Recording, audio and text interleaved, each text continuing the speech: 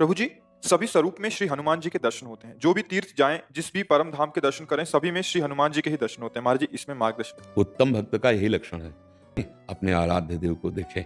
यदि हम हनुमान जी को मानते हैं कि वो हमारे आराध्य देव हैं, तो वही सर्वस्व हैं, दूसरा कोई नहीं है।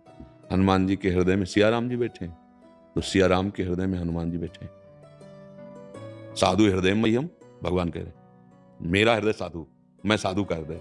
अहम भक्त पराधीनो अश्वतंत्र। अगर हनुमान जी ऐसे दिखाए तो राम जी, अगर राम जी के हृदय में देखो तो हनुमान जी मिलेंगे पक्का। मतलब एक ही परम तत्व है, चाहे उसे जो कहें। वो लीला के लिए सेवक बना हुआ है, लीला के लिए स्वामी बना हुआ है। कभी राम जी हनुमान जी को पूजते हैं, कभी हनुमान जी राम जी को। कैसे? जैसे राम जी रामेश्वर की पूजा कर रहे ना, वही रामेश्वर हनुमान जी बन के उनके चरण पूज रहे। कोई दूसरा है क्या? आप देखना, हनुमान जी कौन है? स्वयं रुद्र हैं, स्वयं शिव हैं। तो रामेश्वर की पूजा स्थापना कौन कर रहा है? राम जी। तो राम जी के चरणों को कौन लिए हुए? बोले शिव जी। यही तो एक अगर हम स्टिक पकड़ लिया, अब यहां विचार करना है कि हनुमान जी को पसंद क्या है। हम जिससे प्यार करते हैं उसकी पसंद देखते हैं, उसकी रुचि देखते हैं। हनुमान जी को सिया राम नाम पसंद है। हनुमान जी को सिया राम चरित्र, रामचरित सुनबे को रसिया। ये रसिक हैं किस बात के? यत्र यत्र रघुनाथ कीर्तनम तत्र तत्र कृतमस्त कांजिलम वाष्पवारि परिपूर्ण लोचनम मारुति नमत राक्षसांतकम।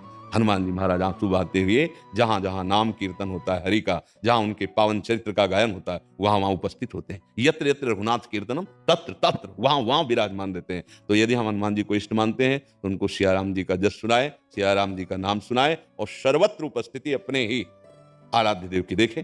किसी भी रूप, जैसे रामकृष्ण परमहंस जी ने कृष्ण का दर्शन काली जी में ही किया। सब भगवत स्वरूपों का दर्शन वो अपनी माँ काली में ही करते थे, क्योंकि वही कृष्ण वही काली है, वही राम जी बने, वही सर्वत्र हैं, दूसरा कोई नहीं। दूसरा जब तक है तब तक अज्ञान है, वही है, दूसरा नहीं। अब ये कि जो नाम रूप पकड़े उसमें आसक्त हो जाए, जो नाम रूप पकड़े, जिसे कोई राम उपासक, कोई श्याम उपासक, कोई ब्रह्म उपासक, कोई निराकार, कोई साकार, जहां पकड़े जोर से पकड़ ले, एक ही जगह पहुंच जाएगा। वो दो नहीं है।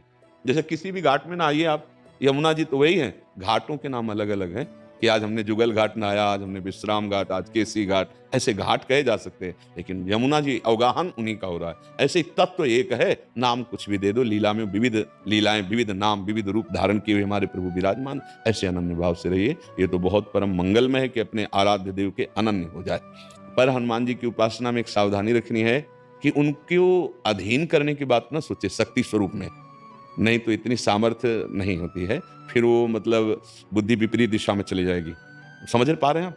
हनुमान जी को अपने आराध्य देव के रूप में देखा